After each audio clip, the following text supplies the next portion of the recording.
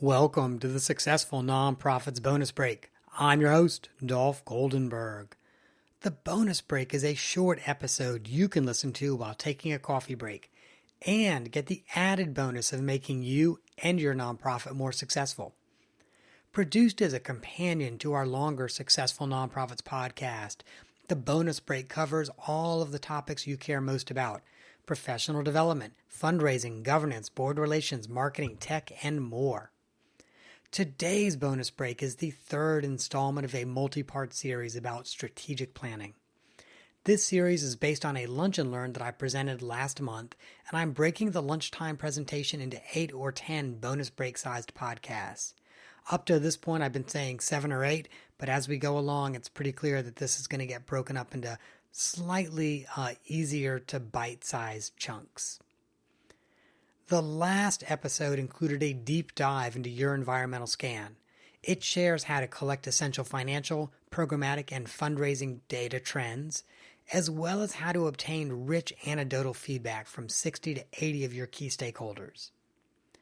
Once you have completed the environmental scan, it is time to start reviewing and consider revising your mission, vision, and core values. So this bonus break will focus on how to review your current mission and create a short, memorable, and inspirational mission, vision, and of course, core values. Since I am often asked the difference between a mission statement and a vision statement, let's define and unpack each of them. The United States Constitution opens with this mission statement: to form a more perfect union, establish justice, ensure domestic tranquility, provide for the common events, promote the general welfare, and secure the blessings of liberty to ourselves and our posterity.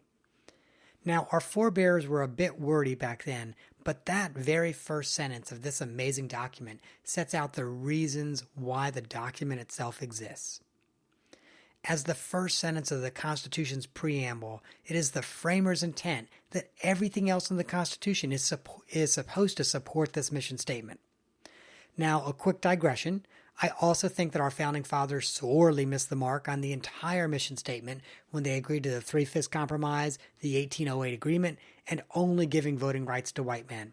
So clearly, they did not actually make the mission statement happen in the Constitution, but the mission statement is there. And what's more, the mission statement is something that we can then judge the entire Constitution by and say, were they successful or were they not? And we can probably say that they were not fully successful because of those three things I just mentioned. Now, in the nonprofit sector, a mission statement is simply a short, memorable phrase describing why an organization exists. The mission statement should inspire action and guide decisions of the staff and the board. And the most effective board and staff members will actually ask themselves, does this directly promote our mission whenever they are faced with a decision? Good mission statements start with one of two types of verbs. For the fellow grammar nerds in Cyberland, mission statements most often begin with a present participle. That's a verb that ends in ing, like encouraging or building, or an infinitive, and that's a verb preceded by the word to, like to build, to encourage.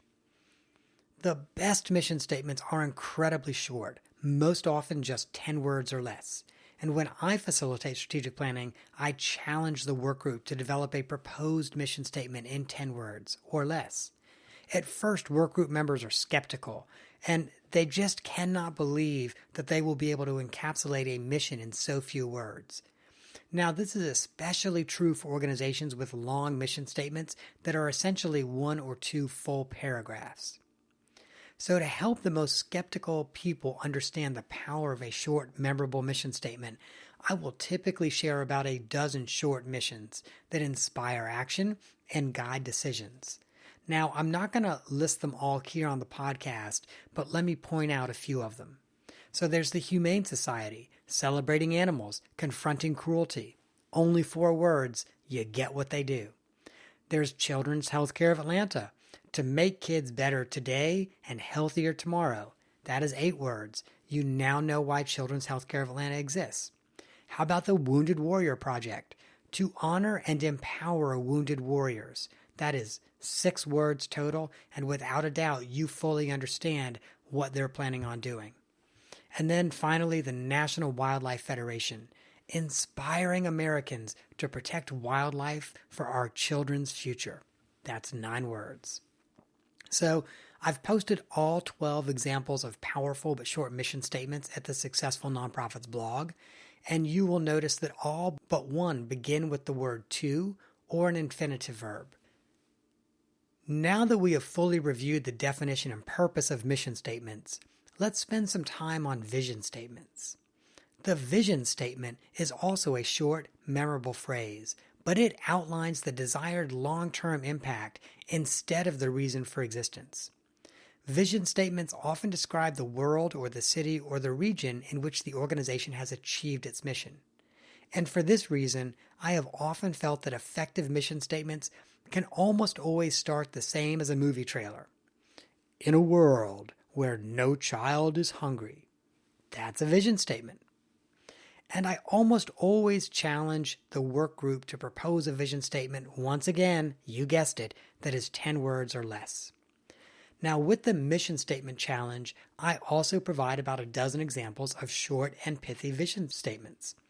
Once again, I am not going to read them all here, but I will share them all on the Successful Nonprofits blog. But here are a few that I kind of want to share. There's the Georgia Center of the Deaf and Hard of Hearing, and their vision statement is the center of a thriving community, 6 words. There's the Georgia Lawyers for the Arts, and their vision statement is an environment where all artists and inventors have access to essential legal services. It's a bit wordy at 13 words, but it gets the point across. Now there's Habitat for Humanity, a world where everyone has a decent place to live. Spot on at exactly 10 words. You can picture that vision in a world where everyone has a decent place to live. And then there's Zebra Coalition's vision statement, a community where all LGBTQ youth feel safe and empowered. Again, let's do that one as a movie trailer. In a world where all LGBTQ youth feel safe and empowered. Once again, you can find the complete list of these great vision statements on the Successful Nonprofits blog. Now, once the work group has proposed mission and vision statements, it is time to develop and propose core values for the organization. The core values are typically 4 to 7 value statements that further guide an organization's planning, decision-making, and operations. The core values are often intensely personal to the organization, and this is a great place to add all the additional words and ideas that would not fit into the mission and the vision statements. Core value statements can be as simple as a list of single words, like Bright Horizons' core values of honesty, excellence, accountability, respect, and teamwork. Now, I really appreciate Project Open Hand's core values. Project Open Hand is an Atlanta organization that essentially provides Meals on Wheels or home-delivered meals to people living with HIV/AIDS and people with other chronic health conditions. And here is their core value statement. We put our mission first. We honor our staff and volunteers as our most valuable resource. We pursue innovation. We embrace diversity. We act with integrity. We pledge accountability. Part of what I love about this core value statement is each of them are standalone statements, but they're not a paragraph or 2 paragraphs each. This is something that board members and staff and volunteers can absolutely think about as they are going about their daily business. Now, with a environmental scan complete, which we talked about in the last bonus break, and now a proposed mission, vision, and core values ready to go to the board retreat, the organization can begin drafting an initial strategy and direction. And the reason that we wanted to put together the mission, vision, and core values first is because really those 3 documents are going to help set the stage for what your initial strategy and long-term direction are going to be. But at this point, you are probably scratching your head and thinking, wait a minute, Dolph. This seems like a whole lot of work that needs to be done before we begin working on the strategy. So why don't you share who will be doing all of this work? Because you've not talked about it yet. And if that's what you're thinking, it's a completely fair question. Neither the environmental scan nor creating the proposed mission, vision, and core values should be tasked to just one or two people. This critical strategic planning work is best done by a work group that includes board, staff, and perhaps a couple of community leaders. And yeah, I'm not shy about saying that you probably want a consultant to facilitate that work group. In our next bonus break, we will discuss the role of a work group, the amount of time work group members typically commit to the process, and how to recruit these important leaders. This bonus break and the Successful Nonprofits podcast is produced by the Goldenberg Group as part of our mission to provide board development, strategic planning, and interim leadership to help nonprofits thrive in a competitive environment.